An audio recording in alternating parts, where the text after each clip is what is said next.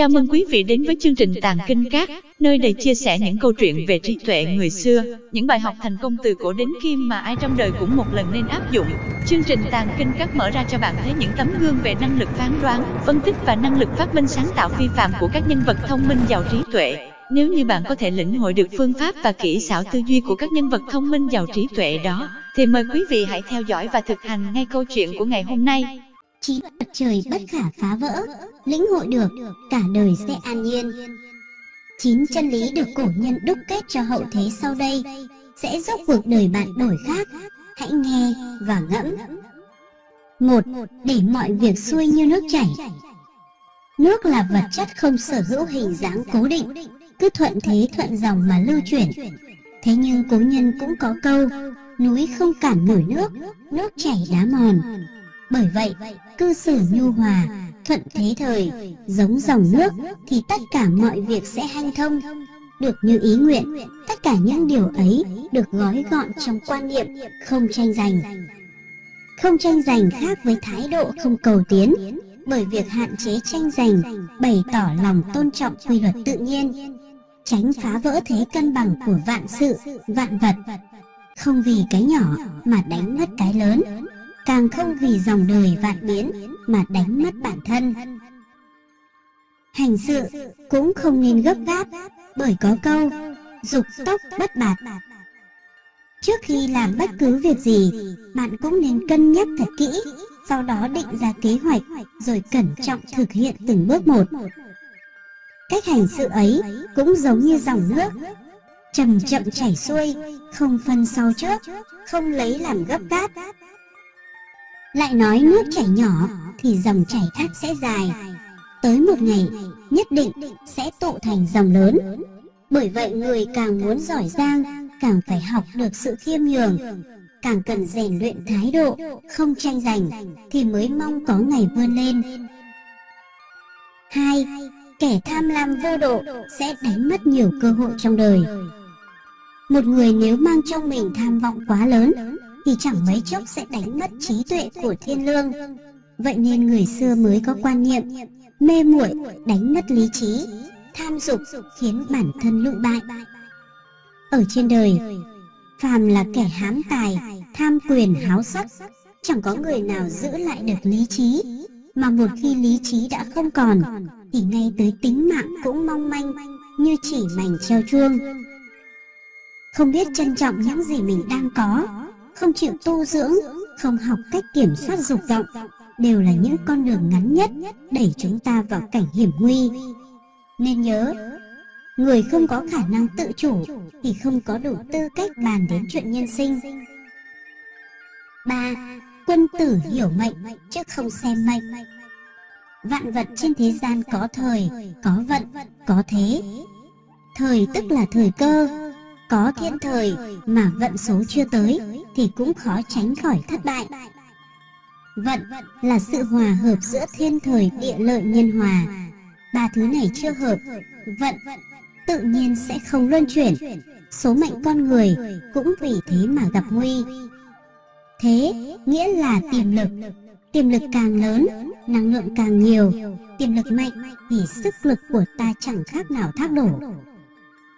Ba thứ trên hợp lại mới tạo thành một chữ mệnh. Khổng Tử nói, người không hiểu mệnh không được coi là quân tử. Hiểu mệnh, trước nhất là phải biết mệnh của mình, tức là phải biết làm thế nào để lập thân, xử thế trên cõi đời này. Sau đó là phải hiểu được mệnh trời. Sau khi đã trải qua những dâu bể cuộc đời, cảm ngộ được cái đại thiên địa tự nhiên, từ đó thấm nhuần triết lý thuận thiên ứng mệnh. Một người sau khi đã hiểu mệnh, trong lòng tự nhiên sẽ chẳng còn nghi ngờ, có thể thản nhiên đón nhận tất cả, càng không cần đoán mò vận mệnh. 4. Con người có ngàn vạn mưu tính, trời chỉ có một. Trong lòng mỗi người đều có không ít tính toán mưu toan vì lợi ích của bản thân hoặc của những người khác. Tính trăm tính ngàn, tính tới tính lui, nhưng đôi khi người ta vẫn không khỏi ngao ngán, ngửa mặt lên trời mà than rằng người tính không bằng trời tính. Nhưng kỳ thực, thứ gọi là trời tính lại chỉ gói gọn trong một chữ của mỗi người, đó chính là chữ đức. Mỗi một hành động hướng thiện, tích đức đều giúp bản thân tăng thêm phúc khí. Người thiện lương thường chấp nhận thua thiệt, nhưng ông trời lại không để họ bị ức hiếp. Kẻ ác độc khiến thiên hạ đều sợ, nhưng ông trời cũng nào để chúng tác oai tác quái quá lâu. Mang trong mình thiện tâm, trời cao sẽ phù hộ. Người trung hậu tất có được phúc báo. Vậy mới nói, thay vì tính toán trăm phương ngàn kế, chi bằng hành thiện tích đức, có phải tốt hơn không? Chuyện nhân tình thế thái không cần quá bận tâm. Tình người nơi trần thế có thể vì nhiều yếu tố khác nhau mà lúc nóng lúc lạnh. Thái độ mỗi người đôi khi cũng phụ thuộc vào địa vị cao thấp của đối phương mà cư xử nhiệt tình hay lạnh nhạt. Từ cổ chí kim, nịnh bợ, người quyền cao chức trọng vốn là thói đời. Khi đã chấp nhận được sự thật này, quan điểm của bạn về chuyện nhân tình thế thái cũng sẽ dần đổi khác. Lúc ở địa vị thấp, bị người khác đối xử lạnh nhạt hay khinh thường, bạn chớ nên trách móc hay tranh cãi với họ.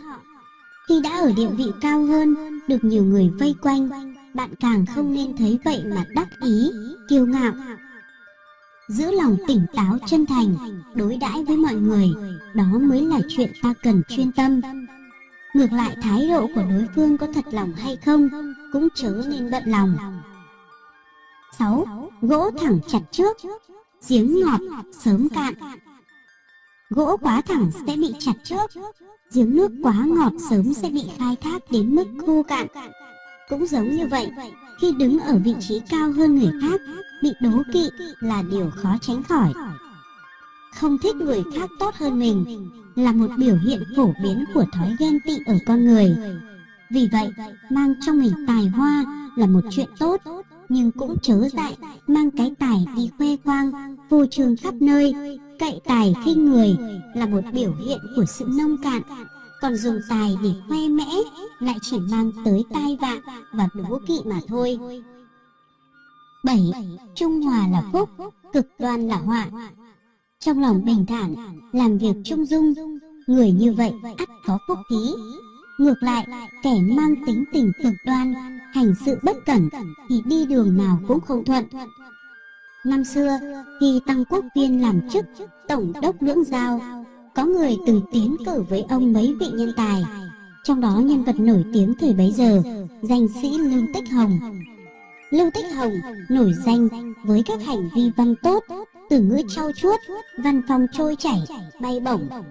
Sau khi gặp mặt nhân vật nước tiếng ấy, Tăng Quốc Viên lại cảm thấy trên mặt Lưu Tích Hồng ẩn chứa đầy khí tức bất bình, e rằng công danh sự nghiệp gặp nhiều trắc trở. Quả nhiên không lâu sau, Lưu Tích Hồng nhận chức phó sứ, theo Quách Tung Đào đi sứ ở Tây Phương. Nhưng trên đường đi, hai người bất hòa về ý kiến.